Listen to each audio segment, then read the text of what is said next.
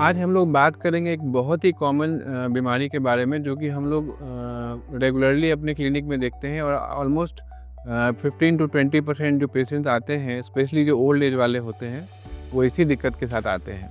तो उसका नाम है कब्जियत। तो कब्ज काफ़ी कॉमन है, हर घर में एक दो पेशेंट ऐसा होगा जिसको कि कब्ज की शिकायत रहती है। तो कब्ज प्रेजेंट कैसे करता है या कब्ज कहते किसको हैं? तो हमारे इंडियन सिनेरियो में अगर मान लीजिए कि आपका stool frequency less than 3 times per week हो रहा है तो उसको हम लोग कब्जियत कहते हैं।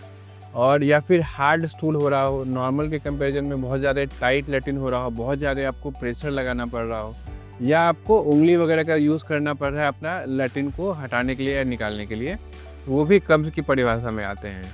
बहुत सारा पेशेंट ऐसा होता है कि बोलता है लैटिन तो हो जाता है, लेकिन ऐसा फील होता है कि हम लोग को बिल्कुल ही पेट साफ़ नहीं हुआ है, बार बार लैटिन जाना पड़ता है उस बचे हुए लैटिन को निकालने के लिए, तो वो पेशेंट भी कब्जियत के शिकार होते हैं।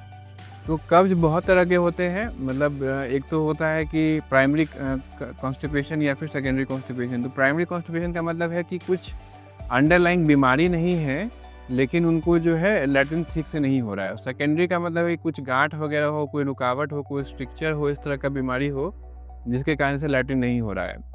तो दोनों का मैनेजमेंट थोड़ा अलग होता है और उसका इवैल्यूएशन भी अलग होता है। तो कोई भी पेशेंट, स्पेशली अगर एल्डरली पेशेंट हैं, मतलब ओल्ड एज 50 साल से ज़्यादा हैं, उसको अगर नया नया कॉन्स्टिपेशन डेवलप हुआ है, या फिर यंग पेशेंट भी हैं और अगर नया नया ये सिम्टम डेवलप हुआ है, तो उनको ये ज़रूरी है कि एक डॉक्टर से मिले, गैस्ट्रोएंटरोलॉजिस्ट से मिले और इवैल्यूएट करवा लें कि कुछ ऑर्गेनिक कॉज तो नहीं है, जैसे कैंसर या फिर स्ट्रिक्चर या फिर कुछ थायराइड की बीमारी या कुछ इलेक्ट्रोलाइट इम्बैलेंस, इस तरह का चीज़ तो नहीं है जिसके कारण कि उनको कब्जियत हो रहा है। अब जैसे ओल्ड एज वाले पेशेंट आते हैं या कोई भी पेशेंट कॉन्स्टिपेशन का आता है, तो कॉमनली हम लोग ये देखते हैं कि कुछ ऐसी दवाइयाँ तो नहीं ले रहे हैं, जैसे कि बहुत सारे साइकेट्रिक मेडिकेशन या न्यूरोलॉजिकल मेडिकेशंस हैं, आयरन की टैबलेट्स हैं जो कि बहुत कॉमनली प्रिस्क्राइब्ड होते हैं पेशेंट को एनीमिया के लिए, या फिर कैल्शियम टैबलेट्स बहुत लोग खाते हैं, तो उससे भी कॉन्स्टिपेशन होता है। तो अगर वो सब ले रहे हैं तो वो लोग हम लोग इनिशियली कोशिश करते हैं कि उसको बंद कर दिया जाए। किसी को अगर थायराइड की दिक्कत है तो उससे भी कॉन्स्टिपेशन काफ़ी कॉमनली रहता है। बहुत सारे पेशेंट आते हैं थायराइड के जिनको कब्जियत रहता है, तो उसको ऑप्टिमाइज़ करना कि थायराइड की दवाई सही चल रही हो, सही डोज में चल रही हो, उससे भी कॉन्स्टिपेशन ठीक होता है। अब अगर पेशेंट को कोई मेडिकेशंस पे नहीं है, कोई थायराइड की बीमारी नहीं है और भी कुछ इशू नहीं मिल रहा है, तो हो सकता है प्राइमरी कॉन्स्टिपेशन हो, सिंपल मेडिकेशन से हो सकता है उनका इम्प्रूवमेंट आ जाए।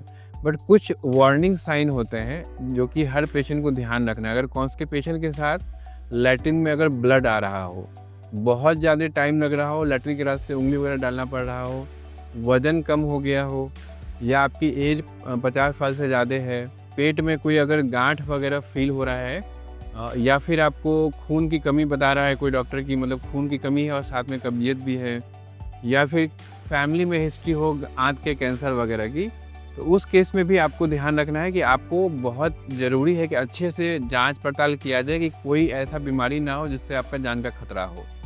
तो ऐसे केस में जनरली हम लोग एक जांच करते हैं कोलोनोस्कोपी, जो कि लैट्रिन के रास्ते दूरबीन का जांच होता है। उससे काफ़ी सारा आइडिया हम लोग को लग जाता है, जैसे कि कोलाइटिस तो नहीं है, हेमोरॉइड्स तो नहीं है, बवासीर वगैरह जिसको बोलते हैं, या कोई कैंसर के लक्षण तो नहीं है, टीबी या फिर और कोई ऐसा बीमारी तो नहीं है जिसके कारण से जान को खतरा हो सकता है।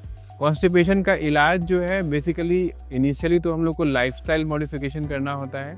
3 चीज़ बहुत ज़रूरी है अपना लैटिन अच्छे से करने के लिए या फिर स्टूल अच्छे से पास हो उसके लिए। 3 चीज़ क्या है? एक तो पानी का सेवन एडिक्वेट मात्रा में करना है। अगर आपको हार्ट या किडनी का प्रॉब्लम नहीं है तो यूजुअली प्यासा अनुसार या फिर 2-3 लीटर पानी पीना बहुत ज़रूरी है। दूसरा है खाने में जो फाइबर का मात्रा है उसको बढ़ाना बहुत ज़रूरी है। तो फाइबर की मात्रा के लिए आप जैसे सलाद का आइटम आता है, अब जैसे प्याज हो गया, मूली हो गया, गाजर, टमाटर, जो आपको रेगुलर सीजनल जो भी मिल रहा है सलाद का आइटम, वो खाना ज़रूरी है। फल का सेवन ज़रूर करें, दिन में एक फल अगर खाते हैं तो उससे भी फाइबर मिलता है, तो उससे आपका लैटिन वगैरह पासेज में आराम रहेगा। इसके अलावा जो तीसरा चीज़ है जो कि हम लोग काफ़ी देखते हैं कि बहुत सारे पेशेंट नहीं करते हैं, तो वो है कि एक्सरसाइज, रेगुलर एक्सरसाइज।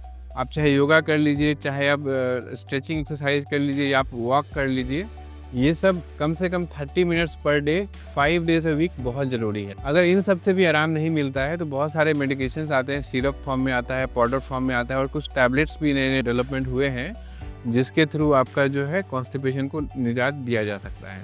अगर आपको कॉन्स्टिपेशन है और साथ में और भी कुछ ऐसे सिम्पटम हैं जो कि हमें दर्शाते हैं कि बहुत सारी बीमारियां हो सकती हैं, जैसे कि अगर वज़न कम हो रहा हो, लैट्रिन में खून आ रहा हो, वेट लॉस हो रहा हो, पेट में कोई गाँठ हो, खून की कमी हो, ऐसे अगर सिम्पटम्स हैं तो डेफ़िनेटली आपको तुरंत गैस्ट्रोएंटरोलॉजिस्ट से मिल के इवैल्यूएट करना है कि कुछ खतरनाक बीमारी हम लोग मिस ना करें। धन्यवाद।